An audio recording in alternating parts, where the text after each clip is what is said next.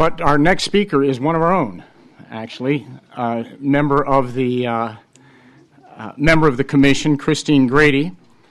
She is also the Deputy Chief of the Department of Bioethics of the National Institutes of Health Clinical Center, and she serves as the head of the department's section on human subjects research. Christine's research focuses on research subject recruitment, incentives, vulnerability, international research ethics, and she is also Senior Research Fellow at the Kennedy Institute of Ethics and was elected as a Fellow of both the American Academy of Nursing and the Hastings Center. This may be a very civilized system that only allows one person to speak at a time, which is something Americans aren't used to. So I'll shut mine off and see if we can't get Christine speaking. Welcome, Christine. That's what it is. First, I want to say it's an honor to be on this side of the table, speaking to my fellow commissioners. Secondly, I want to say that I've been asked to talk about standards for protecting human subjects in research in 10 minutes, and therefore it will be a quick and sort of quick ride through the terrain. To start with, I want to say that since the experiments that Susan Reverby uncovered in Guatemala in the 40s, there has been a proliferation of guidance and regulations and rules about protecting human subjects in research. And this slide just lists some of them. I'm going to talk about some of them, and some of the other speakers today are going to speak to them as well. But for someone who is going to do research in the United States with federally sponsored research, this is the list of rules that they need to know about and need to follow. Also, people who are reviewing research need to know these rules and follow them. So actually what it ends up, unfortunately, being is a little bit overwhelming. And so people who are trying to do research, there's a sort of growing evidence that there's frustration with the number of rules. There is some inconsistency because of the differences between rules and not knowing how to follow them all. And I think perhaps the most problematic outcome of the proliferation of rules is that investigators more and more are outsourcing the details of following the rules. So in other words, rather than figure out what all the rules say, they hire somebody to take care of following complying with the ethical rules and the protection rules. And that creates a culture of not understanding what they are and not thinking they're important to what work the investigators are doing. So just to go through some of them, the U.S. Common Rule, very familiar to most everybody in this room, is the federal policy for the protection of human subjects, and it's currently followed by 17 federal agencies. It's found in the Code of Federal Regulations in different places for each agency. So, for example, for DHHS, it's at Title 45, Code of Federal Regulations, Part 46. For the VA in Title 38, Part 16, and for the USAID in Title 24, Part 60, and then there are others for the other agencies. The Common Rule, the 45 CFR 46, which is the DHHS Common Rule, has several subparts. Subpart A is the basic DHHS policy for protection of human research subjects, and then there are subparts that B, C, and D that were added to provide additional protections for certain special populations: pregnant women, human fetuses, neonates, prisoners, and children. And more recently, a subpart E was added, which requires registration of IRBs. The Common Rule, subpart A, is primarily procedural. It includes description of what people refer to often as the two pillars of human subjects protections, but they are procedural pillars. So the first is independent review, and the second is informed consent. And the Common Rule very specifically lays out details about the composition and function of local institutional review boards and details about the requirements for informed consent, both in terms of information that should be provided and documentation and the possibility of wavering. There are also substantive criteria in the Common Rule, and these are found, for example, in this section, which describes the criteria that an IRB should use when they're determining whether or not a particular proposal is acceptable and approvable. And they include A number of items, which you will see, are based on the Belmont Principles, the Belmont Principles being respect for persons, beneficence, and justice. And this list from the Common Rule is very much based on those principles. I won't read them.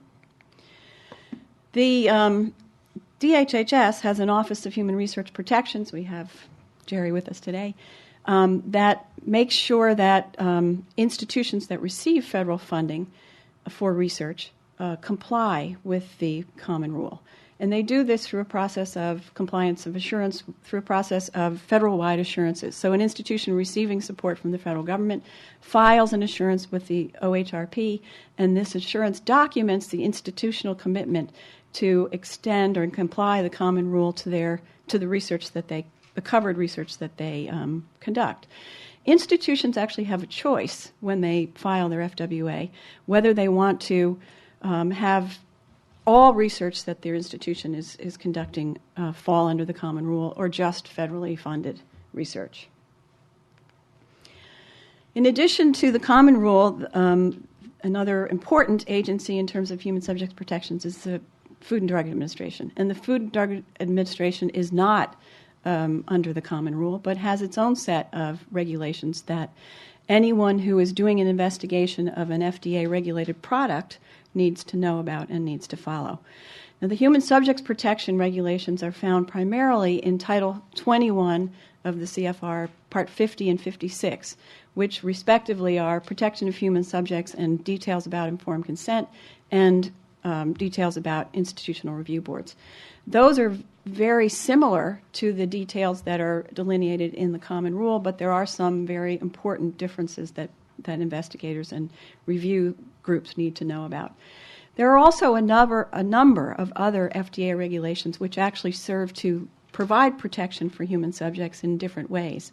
And so the IND regulations and the IDE regulations, as an example, are important regulations for investigators who are doing studies of FDA-regulated products. In the early 90s, the International Conference on Harmonization was a process that involved the regulatory agencies, the FDA in the United States and the comparable regulatory agencies in Europe and Japan, and they came together in an effort to harmonize some of the rules. And the goal of the International Conference on Harmonization was to harmonize, the second bullet there actually, harmonize technical procedures and standards, improve quality, and speed time to market. Part of the voluminous guidance that comes out of ICH is something called the Good Clinical Practice Guidelines. And it's the consolidated guideline. It's found at E6 of the ICH volumes, and it's referred to affectionately as ICH GCP.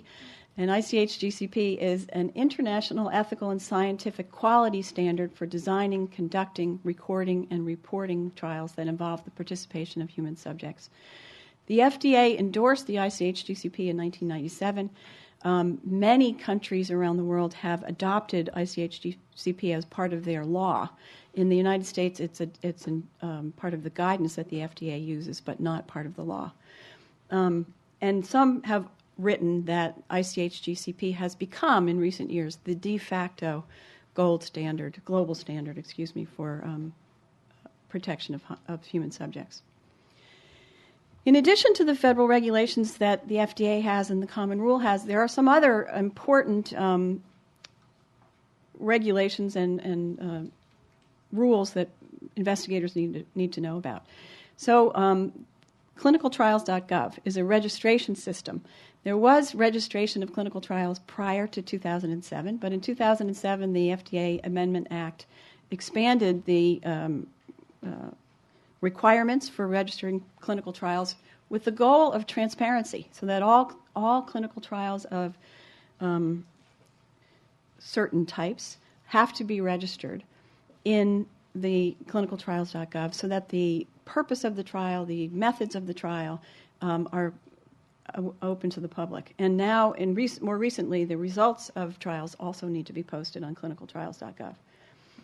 In addition to those, agencies that fund research often have their own specific agency requirements. So, for example, the NIH has a number of agency requirements that add to human subject protections, including the 3 on this slide.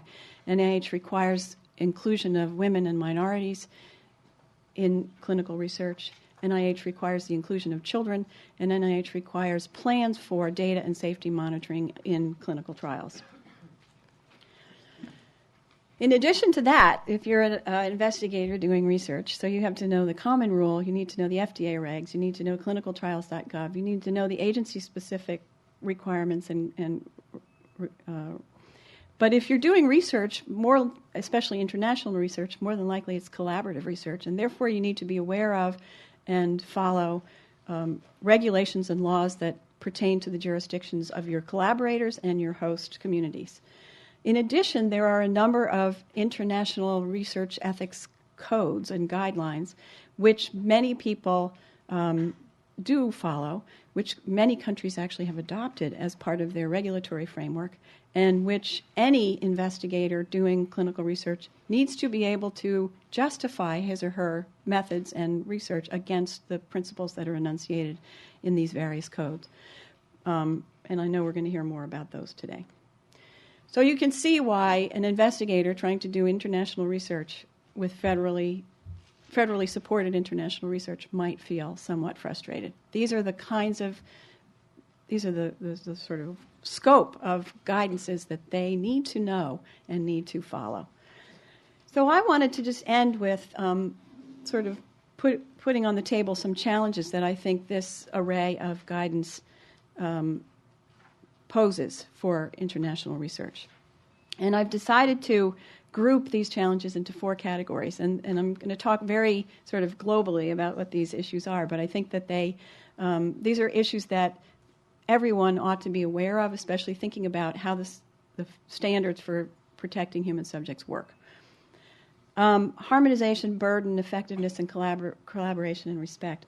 I realized the other day that the first 2 actually maybe speak to the need for rationalization and streamlining of guidance, and the second 2 actually speak to more opening of what the guidance actually says. So I'll try to make that clear as I go through.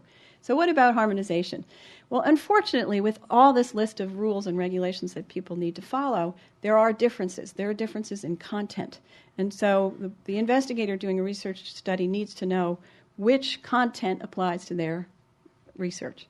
So, for example, there are differences in terms of waiver of consent between the common rule and the FDA regulations.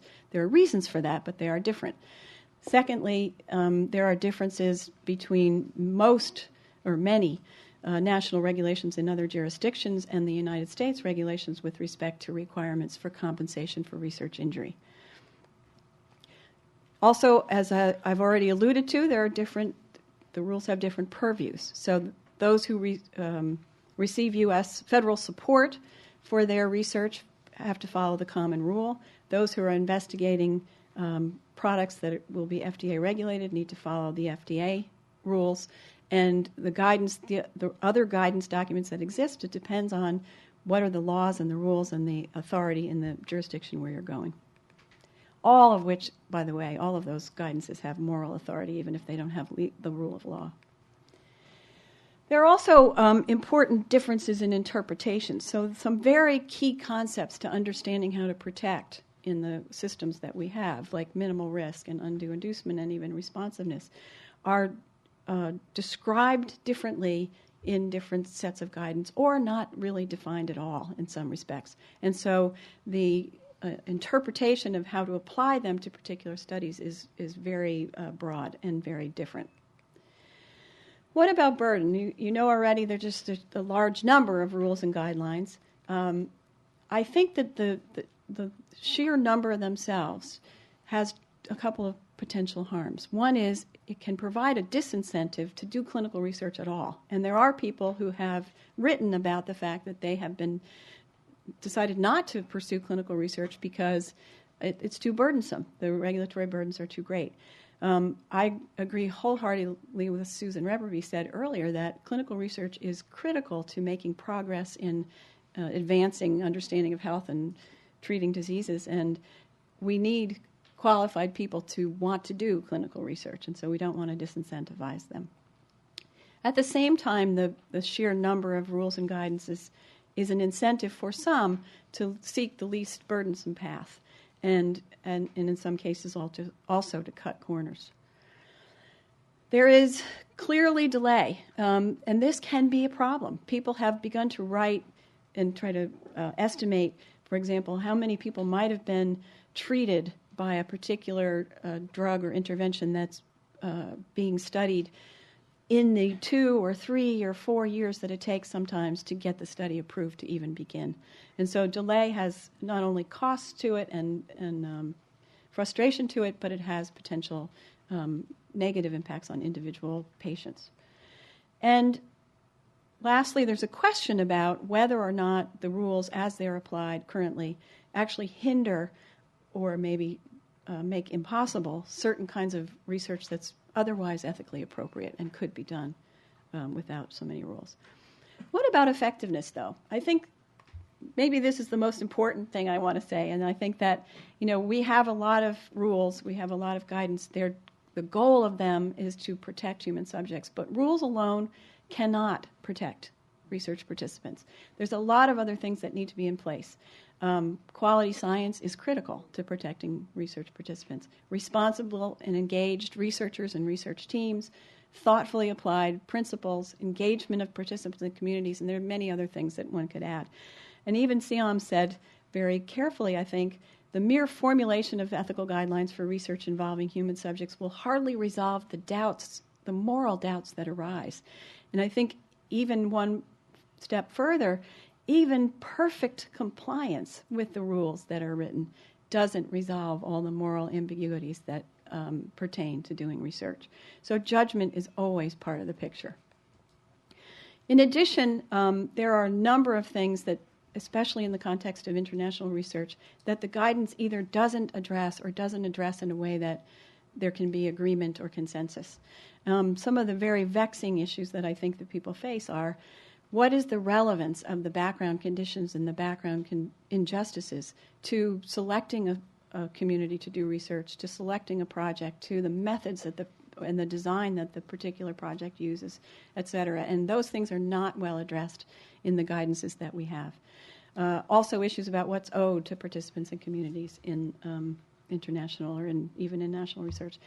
And also there are documented inconsistencies in the implementation of the guidances that we do have. So more and more evidence showing that IRBs following the same set of federal regulations often come out with different determinations at the end of their deliberations.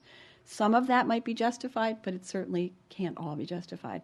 Informed consent, everybody agrees, is an important thing. The regulations require it. All of the guidances require it. And evidence continues to mount that people who are giving their informed consent are not always adequately informed or even voluntarily consenting. Last, I want to just say that I think, especially again in international research, almost all international research that's sponsored by the federal government is collaborative. And it's collaborative with scientists, with communities, with all kinds of people. And in fact, many projects are collaborative with hundreds of people from different countries. And so there's a really important principle, I think, of collaborative partnership and respect that should govern the way that we do international research. And this is something that is hard to reconcile with rules, especially rules that these are our rules and other jurisdictions have their rules, and how do those two reconcile each other in a show of respect. We have an option in our regulations for recognizing what are called equivalent protections, but it's an option that we haven't exercised.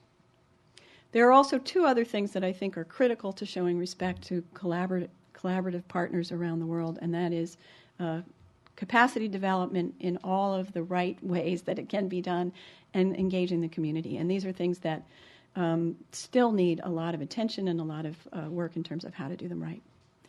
And that's, I think, I'm finished. I just want to say, balancing the need to do good research to benefit everybody and the need to protect the people that are involved.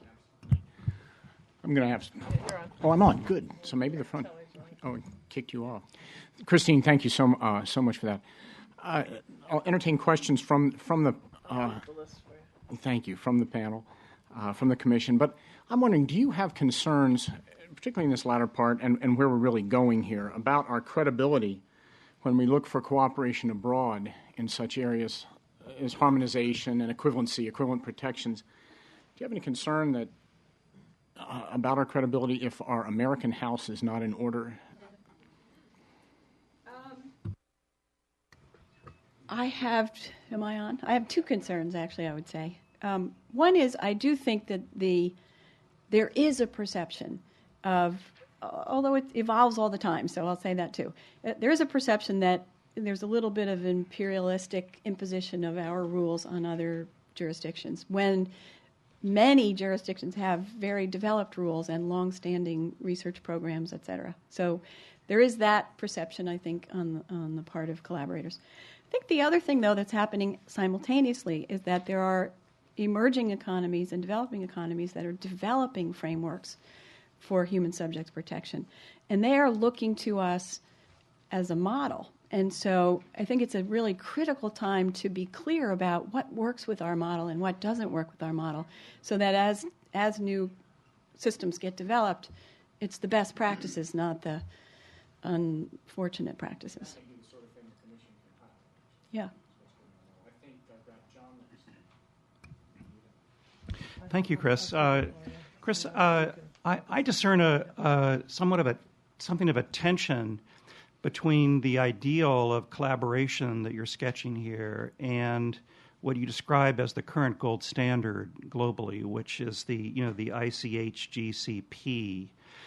As you've explained it, the ICH-GCP developed out of a collaborative process that was very narrowly focused among Japan, Europe, the United States, the FDA, and so forth.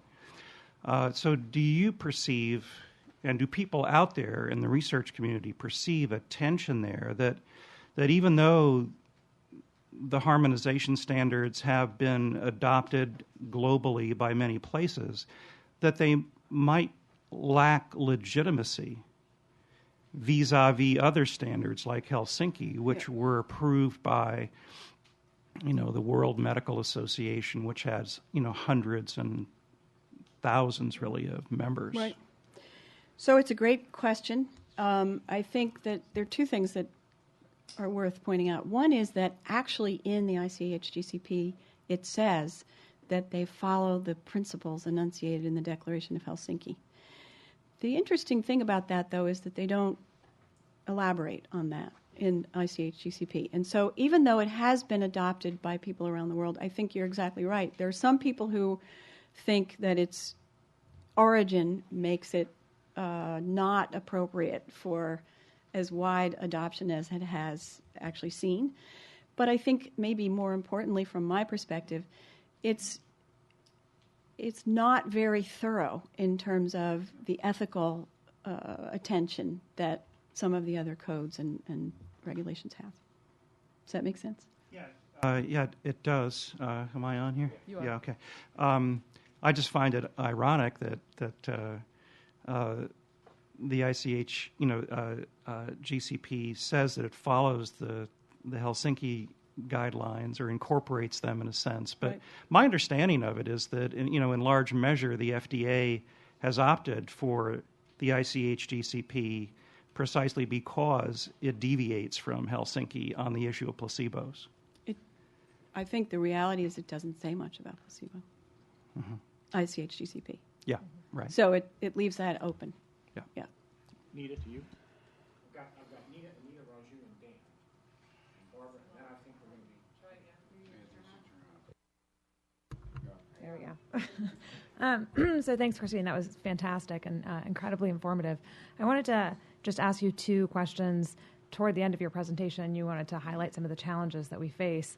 And so given that you've really spent your lifetime focusing on this issue, first I wanted to get your sense of what unique issues you think the Commission can take on and address that other commissions or other institutions have not already addressed. So what aspect of this problem is it something that you think is manageable, that would make sense for and would really truly make a contribution?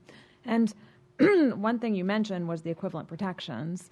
And so do you think that the Commission not only should discuss equivalent protections, but to flesh out what that would mean? And then to John's point, if we were to do so without the weight of many different countries signing on to it, would you envision some way in which that should be rolled out internationally to try to get buy-in and cooperation to develop what that would look like meaningfully? Those are hard questions. I have thought a lot about what the Commission might be able to do in this arena, and you're right, I've spent a lot of years sort of immersed in it, so it's harder in a certain way to sort of say what can you do in 6 months. I do think a number of previous groups have, including NBAC, for example, have mentioned that equivalent protections, that ought to be spelled out further. I do think that as we move forward, and there is increasingly an increasing number of studies that are done with collaborative partners around the world, that takes on a different kind of urgency. And so I think maybe fleshing out what is equivalent protections, what should it look like? I mean, there is this interesting tension, of course, between if we're sponsoring research, we want to make sure it's done well. And so we want, rules that can govern it that we are confident in. At the same time, we want to, I believe strongly, we want to trust our partners, and we want to have respect for their rules. And sometimes their rules actually go above our rules. So, figuring out how equivalent protections could be applied and could be used effectively, I think, would be a wonderful contribution of this Commission.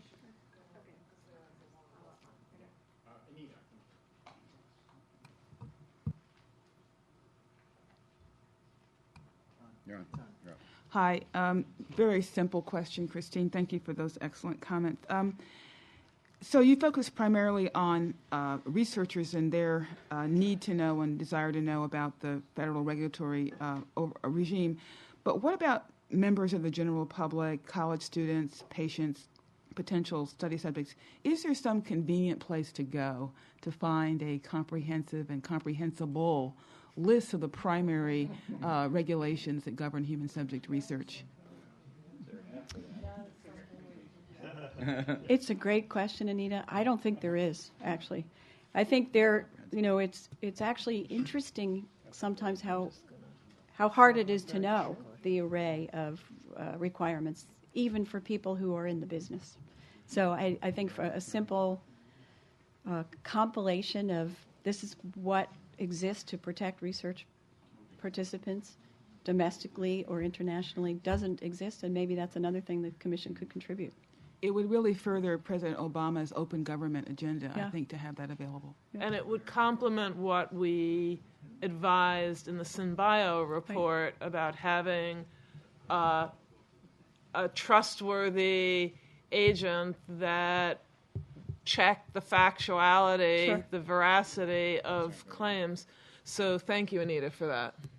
Raj.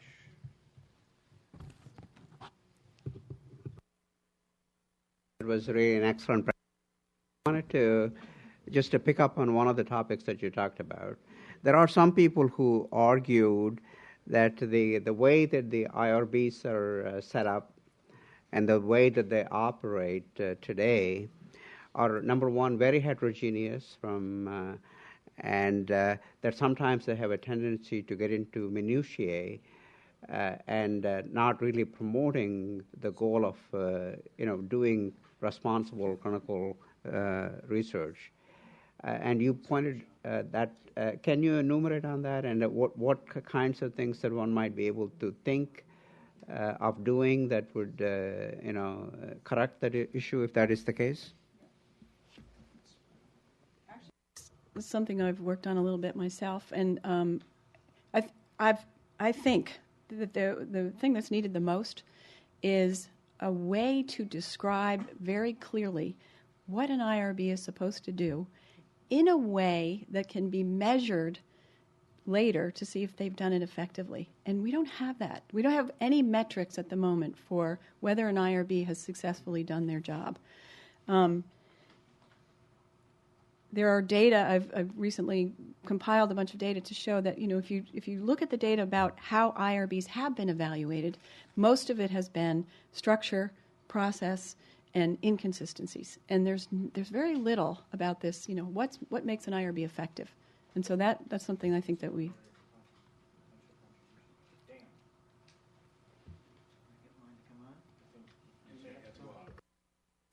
There we go. Good. All right, great. Like Nita, I was sort of hoping we might try to get a focus in some ways and think about, international research as being the place where we might do that. But I think we always keep coming back to this problem of regulatory burden in the U.S., and I was trying to sort of think of ways in which those two things might be actually connected in ways that I hadn't thought of until you sort of were talking. I think you're right, and here's a sort of 35,000-foot view of the connection. I think you're right to say we begin with problems in virtue, right, of scientists just simply not behaving in a virtuous manner, and we get a presidential commission, a previous one, that develops ethical principles that sort of says how to do that, which then gets translated into rules by the government, which then has become, as many people have suggested, really a wide-ranging bureaucracy, which makes things very difficult for people. And in fact, I think Raju was very right. In many cases, misses the big picture in place of, compliance with very particular rules, so that the big university scandals we've had, if you go through all the rules, they were sort of followed, to the T. It's just that people didn't really evaluate what was really ethically wrong with those trials, and this leads, I think, in many ways to a sad concatenation, and this is the problem. An illogical concatenation between saying we've increased the costs of research terribly because of the bureaucracy, but also this kind of dismissal of ethics as just compliance with all these rules. Even the education procedures we have for scientists, these the kinds of things that I have to do every year going through these online courses are basically things that I, as an ethicist, resent taking, because they're just memorizing rules so you can pass the electronic test. It becomes a bureaucratic chore. I mean, if that's my view of it, imagine the people who aren't not interested in ethics. This leads people, as you were saying, to outsource compliance, but also then now, and here's where the other thing comes in, to now offshoring the research. And that leads to avoiding the bureaucracy, but maybe also to, therefore, sub rosa, avoiding the ethics, as well as decreasing the costs, and all of that becomes the main view for getting the research offshore. So I think that may be cynical, but I was wondering if you think that there's a logic to that sort of historical development of where the state we're in right now. There is some logic to that. I think that it's very critical to think about this notion of what offshoring clinical trials is about. I mean, certainly there are trials that are going to emerging economies because they're more efficient and less expensive, have large numbers of treatment-naive patients, and good scientific facilities. That is happening. But we also have to remember that, we were asked to look primarily at federally sponsored research. And federally sponsored research is very different in many ways. First of all, I work at the NIH, so NIH has had as part of its mission from the day it was created to do international research. So it's been doing it. And it's been doing it for a number of reasons. One, because it's part of its mission. One, because there are health problems and diseases on the ground around the world that researchers with the United States can help with, can help do research. There are diseases around the world that the whole world experiences, but that may be more prevalent in other parts of the world. That so the research can be done, the quality of the research can be better, including the efficiency. So, I mean, outsourcing has there's a lot of reasons for it, and I think it's important to keep all of those in mind. We should just make one factual claim, and I know Dan didn't mean to suggest otherwise, but something you said suggested otherwise. If the research is federally funded, even if it's offshore, it's still governed by all of these regulations. So you can't avoid the regulations if you're federally funded research by going offshore. Privately funded research is a whole nother story. But even privately funded research, if it's a company that wants to investigate a drug or a biologic or a device that they're going to then want to get approved by the FDA, they still follow the federal regulations of the United States or ICH, GCP, or both.